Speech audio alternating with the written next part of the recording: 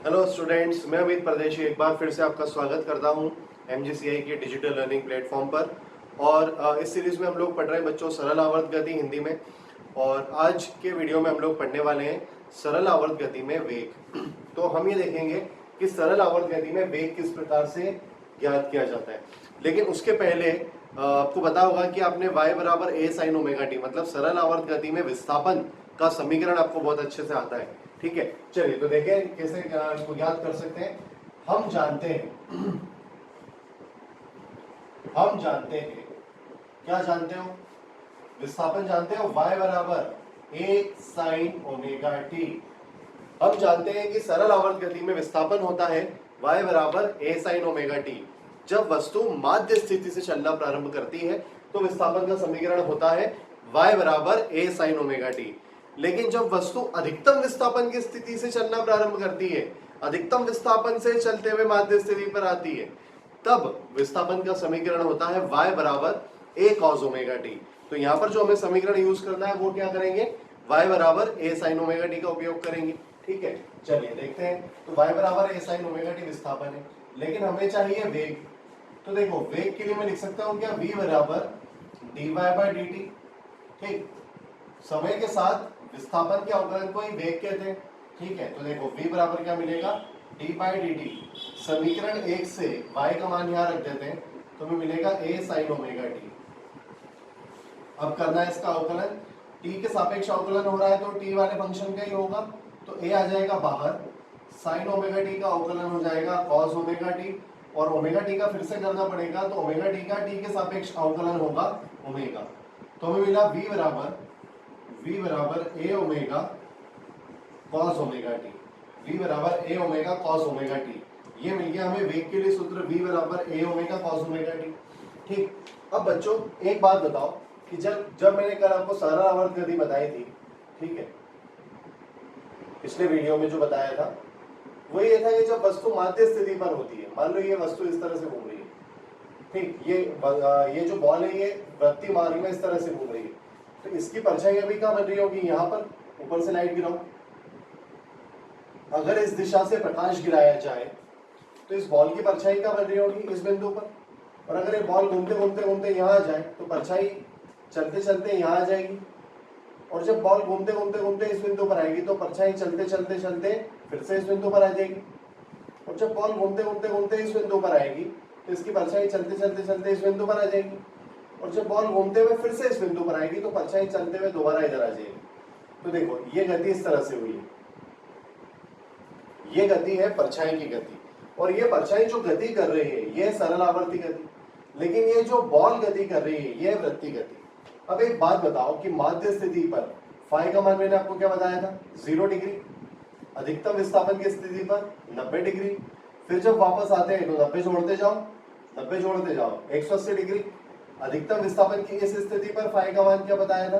और 90 जोड़ दो इसमें, 270 डिग्री। और फिर जब फिर से माध्य स्थिति पर आते हैं तो 360 डिग्री। ठीक, तो अब इस तरह से हमें फाई के मान पता है। फाई मतलब ओमेगा टी, यहाँ पर जो ओमेगा टी है, ठीक, ओमेगा टी है, यही हमारा फाई। तो अगर माध्य स्थिति पर तीन मान मिल रहे हैं, माध्य स्थिति पर 3 मान मिल रहे हैं, इसका मतलब क्या है? इसका मतलब ये है कि जब 0 डिग्री होगा तो वस्तु ने चलना प्रारंभ किया है और वो इस दिशा में जा रही है, लेकिन जब फाई का मान 180 डिग्री होगा तो दिशा बदल चुकी होगी और वस्तु इस तरफ जा रही होगी, और जब वो अधिकतम विस्थापन से होकर वापस आएगी तो फाई का मान 360 डिग्री हो जाएगा, और ये बिल्कुल 0 डिग्री जैसी स्थिति एक फिर से बन जाएगी। ठीक है, तो 0 डिग्री का मतलब वस्तु इधर जा रही है, 180 डिग्री का मतलब वस्तु इधर जा रही है, और 360 का मतलब फिर से उधर जा रही है। ठीक, तो अगर हम ये फाई के मान यहाँ पर रखें तो देखो हमें वेग में क्या क्या साइन देखने को मिलते हैं। तो फाई बराबर 0 डिग्री या 360 डिग्री रखने पर हमें v बराबर a ओमेगा cos 0, cos 0 होता है 1, तो v बराबर हमें क्या मिलेगा? a omega. ध्यान से देखो बच्चों, v बराबर क्या मिला? a ओमेगा, और ये है पॉजिटिव। ये जो वैल्यू हमें मिली ये कैसे मिली? पॉजिटिव वैल्यू मिली। v बराबर मिला a ओमेगा और ये हमें मिला पॉजिटिव। ठीक है, बहुत बढ़िया। तो v बराबर a ओमेगा पॉजिटिव होने का मतलब क्या है? वस्तु इस बिंदु पर है और धनात्मक अक्ष की दिशा में गति कर रही है, इसका जो वेग है वो धनात्मक है। ठीक है, वेग धनात्मक है, ये बात क्लियर? बहुत अच्छे से, वेरी गुड।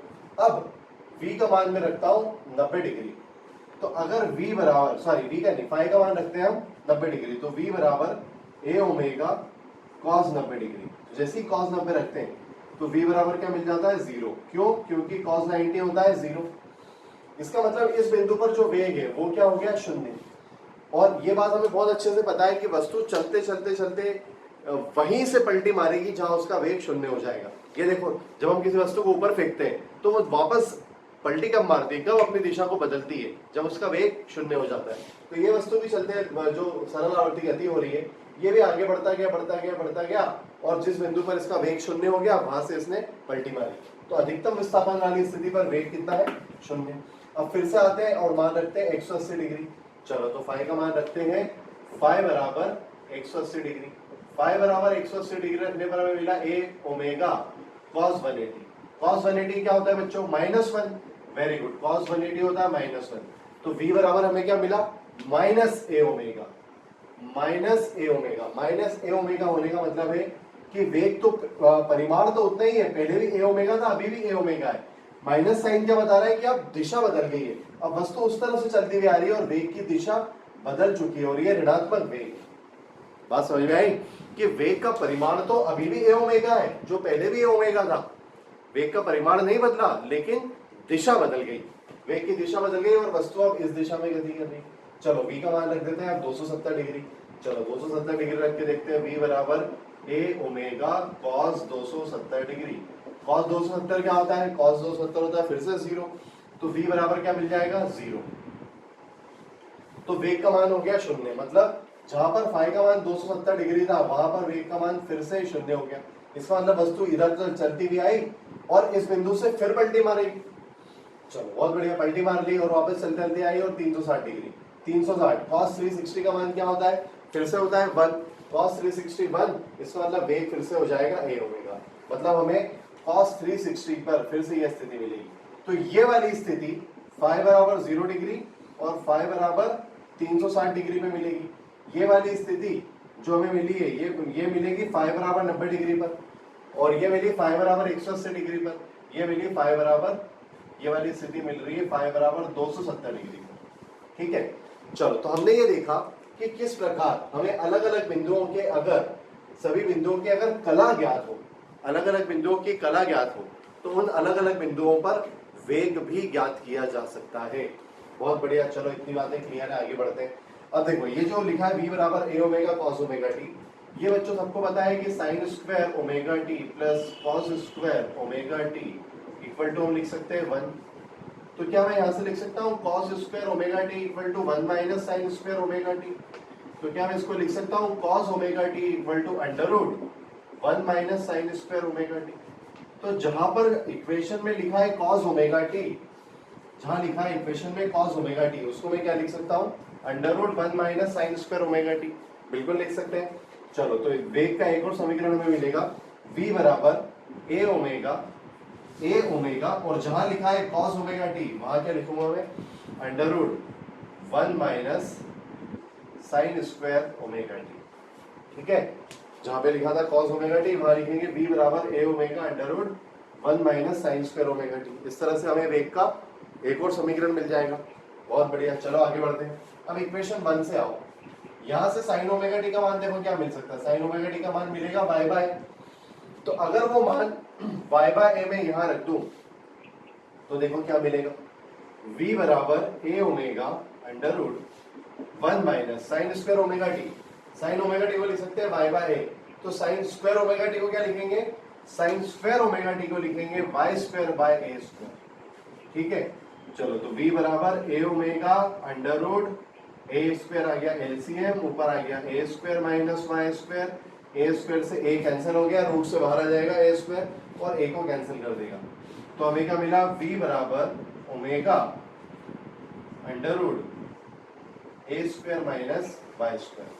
चलो तो हमें विस्थापन का एक और समीकरण मिला। अब आप सोच रहे होंगे कि इतने सारे समीकरण हम क्यों बनाए जा रहे हैं विस्थापन के। तो देखो बच्चों, जो पहला समीकरण था वो कला के रूप में था, जिसमें ओमेगा टी आ रहा था, जो समय पर डिपेंड कर रहा था। अलग अलग समय पर कला अलग अलग होगी और अलग अलग कलाओं में वेग अलग अलग होगा।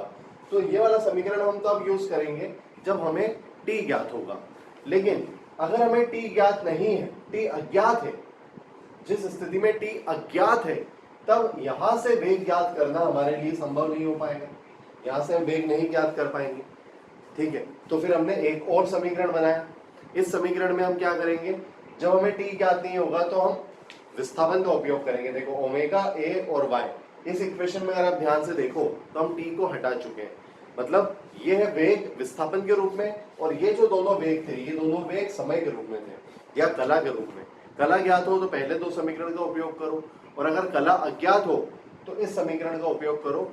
विस्थापन का कोई भी मान रखने पर हमें उस बिंदु पर वेग का मान मिल जाएगा। मतलब देखो, मूल बिंदु से किसी बिंदु पर अगर वस्तु जाती है तो उसका विस्थापन होता है y, तो y के किसी भी मान को अगर हम यहाँ रखते हैं, y के किसी भी मान को हम यहाँ रखते हैं तो हमें वेग का मान प्राप्त हो जाएगा।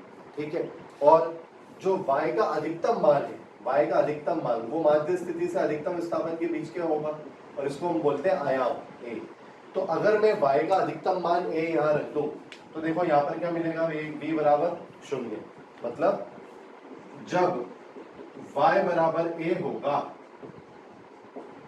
जब y बराबर a होगा तब क्या मिलेगा हमें, v बराबर 0।